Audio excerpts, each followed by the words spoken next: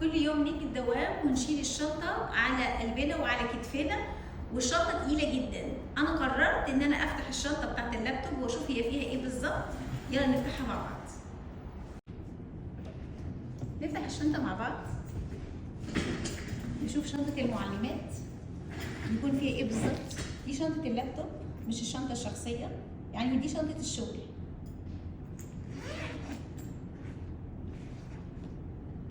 دي مقلمه فيها الباركودات وفيها الاقلام بتاعت البورد. لابتوب، اوراق، كتاب الفيزياء، مقلمه كمان فيها اسلاك شواحن. اوكي، بس نعرف هي الشنطه تقيله ليه.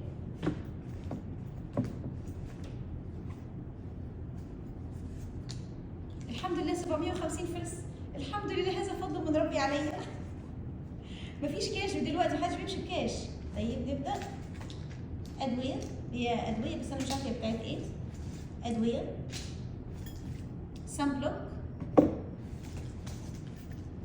زبده الكاكاو، اقلام ومصادر، سبحه عشان التسبيح، ليمونه في شنطه اللابتوب لا ادري من اين اتت ولكنها ليمونه، فانا هحطها على جنب، احنا في رمضان.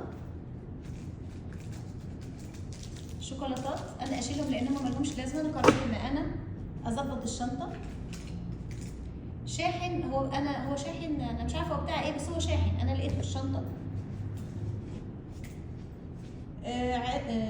صبغ مونيكير، مفاتيحي بتاعت السياره والبيت، ميرور، مرايه، اقلام، بطاريه، فلاشه. ده ايه ده اورجنايزر اتوقع، متهيألي. انا اول مره افتحه، انا اول مره اشوفه دلوقتي. بعض من الزباله. الجنب التاني كريم ايد، ادويه لا اعلم، يعني هي انا مش عارفه هي بتاعت ايه بس انا هشوفها. ده انا عارفاه، ده شاحن الموبايل، شاحن اللابتوب، مرايه،